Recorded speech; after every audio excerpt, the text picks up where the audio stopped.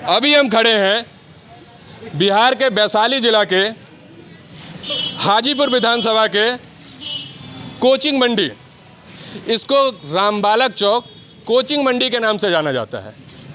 अब सबसे बड़ी हमारी बात यह है कि ये कोचिंग मंडी क्यों कहा जाता है इसको? भैया मंडी क्या होता है कि हम इसको कोचिंग मंडी के नाम से जानते हैं। मंडी क्या होता है? कुछ स्टूडेंट है हमारे संग, बच्चे मंडी क्या होता है? मंडी इसलिए कहा गया है हमारे यहाँ क्योंकि यहाँ पे कोचिंग बहुत ही ज़्यादा है। जैसे सब्जी बेचा जाता है वैसे यहाँ पे कोचिंग है। यहाँ पे टीचर कम और स्टूडेंट ज़्यादा जैसे बोले जाते हैं और रहते थे। यहाँ पे स्टूडेंट कम है और टीचर ज़्यादा हैं। अच्छा, जैसा इस बच्चे ने बताया कि मंडी इसलिए कहा जाता है क्योंकि यहाँ पे बहुत ज़्यादा स्टूडेंट है। मंडी का मतलब होता है कि वह स्थान जहाँ पे किसी भी वस्तु को खरीदा और बेचा जाता है। तो क्या यहाँ पे शिक्षा को बेचा और खरीदा जा रहा है? जी जी जी।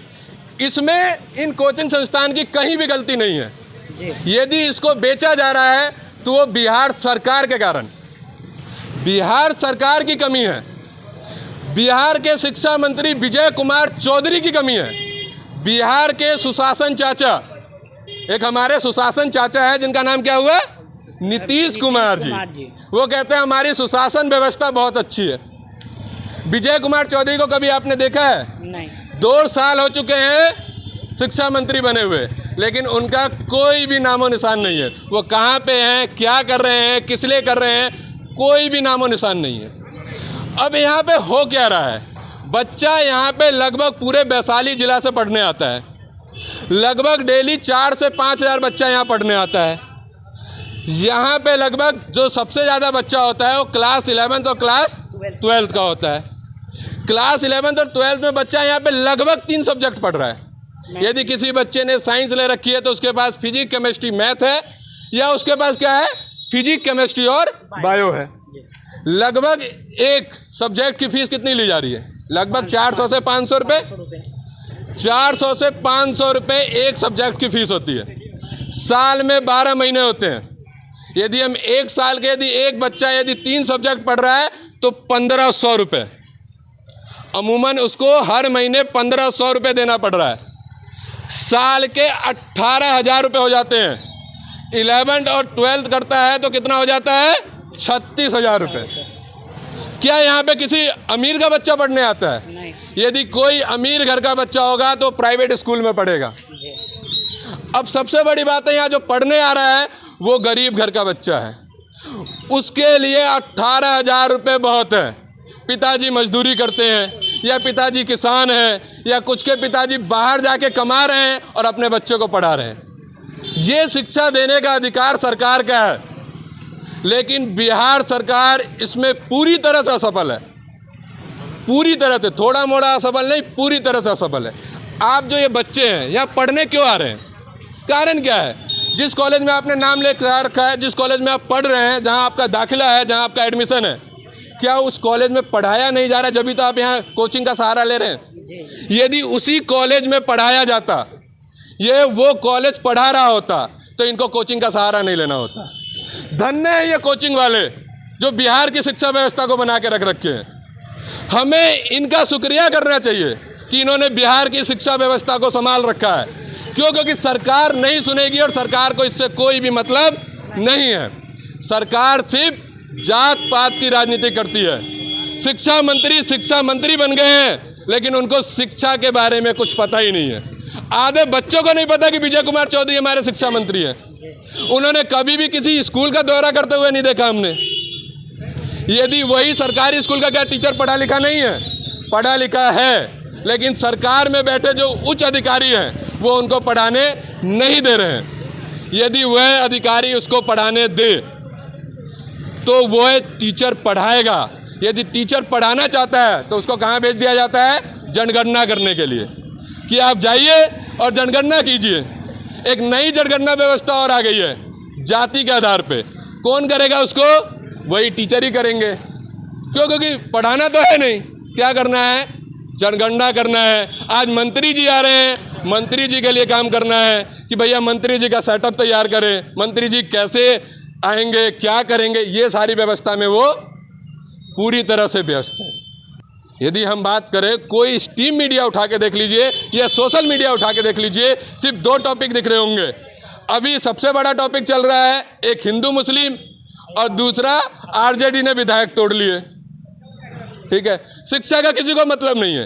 किसी भी बड़े चैनल पे आप लोगों ने कभी भी कोई शिक्षा के ऊपर डिबेट देखी है? यदि किसी ने देखा हो तो जरूर बताएं कि इस वाले चैनल पे शिक्षा के ऊपर डिबेट हो रही थी। ये हमारी जड़ है। यदि कोचिंग संस्थान बंद हो जाए, यदि ये संस्थान पढ़ाना बंद हो जाए, तो एक भी यूपीएससी टॉपर नहीं निकलेगा, एक भी नीट क्वालिफाइड नहीं निकलेगा, एक भी आईआईटी नहीं निकलेगा, क्योंकि कॉलेज स्कूल से पढ़ के कोई आईआईटी क्लियर नहीं कर रहा, वो इन संस्थानों में पढ़ के क्लियर कर रहा है। व्यवस्था को सुधारा जा सकता है यदि स्कूल कॉलेजों में पढ़ाया जाए, उन टीचरों को सिर्फ पढ़ाने के लिए रखा जाए। आप दिल्ली का मॉडल उठा के देख लीजिए, 5 साल में शिक्षा व्यवस्था बदल चुकी है। मात्र 5 साल में शिक्षा व्यवस्था बदल चुकी है। लेकिन बिहार के 2 साल तो विजय कुमार चौधरी के कार्यकाल को पूरा होने आ रहा है, लेकिन विजय कुमार चौधरी आज तक किसी स्कूल किसी कॉलेज में नहीं गए। बिहार की यूनिवर्सिटी को उठा लीजिए, 2019 का सेशन जिनका फाइनल ईयर हो जाना चाहिए, आज उनका सेकेंड ईयर भी नहीं हुआ है। सेकेंड ईयर का फॉर्म भरा रहा है, सेकेंड ईयर का वो फॉर्म भर रहे हैं, तो क्या करेंगे भैया? 5 साल में जाके आप ग्रेजुएशन करवाइएगा? 5 साल 6 साल लग जाता है ग्रेजुएशन करने में, जब तक बच्चों के बाद मास्टर डिग्री हो जाती है। तो इसीलिए बिहार का बच्चा कहीं बाहर जा रहा है। तो इस चीज़ को हमें समझना होगा, 12 करोड़ बिहारियों को समझना होगा। जब तक हमें समझेंगे नहीं कि हमारी नींव शिक्षा है, जब तक हम जानेंगे नहीं कि शिक्षा ही हमारे अधिकार को हमें दिवा सकता है, हमारी स्थिति को बदल सकता है, जब तक बिहार नहीं बदलेगा। बिहार को जात पात से ऊपर उठना होगा, शिक्षा के बारे में समझना होगा। हमारे जितने पेरेंट्स हैं, यदि कोई वोट मांगने आता है तो सबसे पहले पूछिए कि हमारे विद्यार्थियों के लिए क्या है, हमारे बच्चों के लिए शिक्षा व्यवस्था क्या है। देश में एक नौकरी पाने के लिए आपको क्या एग्जाम देना पड़ता है? कभी किसी ने शिक्षा मंत्री का एग्जाम लिया? कभी किसी ने पूछा कि शिक्षा मंत्री कितना पढ़े लिखे हैं? कहीं पूरा डाटा दे रखा है शिक्षा मंत्री का? नहीं।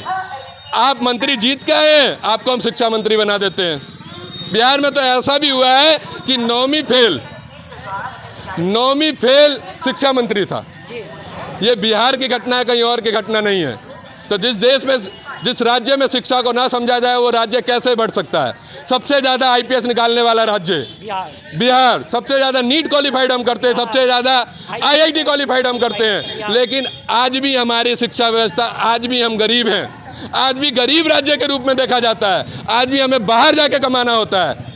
सिर्फ कारण यही है, हमारी शिक्षा व्यवस्था खराब है। हमारी जो राजनीतिक दल हैं, उनको सिर्फ जात पात पे राजनीति करना है। तो मेरा अनुरोध है 12 करोड़ बिहार वासियों से कि आपको अपना भविष्य बनाना है तो अपने बच्चे के लिए सोचिए, उनकी शिक्षा के लिए सोचिए। यदि आप उनकी शिक्षा के नाम पे वोट देंगे, यदि उनकी शिक्षा के लिए आवाज़ उठाएंगे, तो आपका बिहार बदलेगा, आपके बच्चे का भविष्य बदलेगा। तो मैं इसी बात को ही कहना चाहता हूँ कि आवाज़ उठाइए अपने बच्चों के लिए, अपने कल के लिए। और जो भी मेरे विद्यार्थी हैं वो देख रहे हैं, तो आप भी आवाज़ उठाना चालू कीजिए।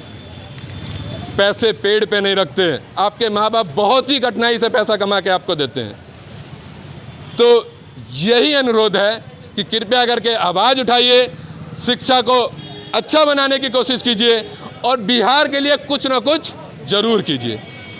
तो जय हिंद, जय भारत और जय बिहार।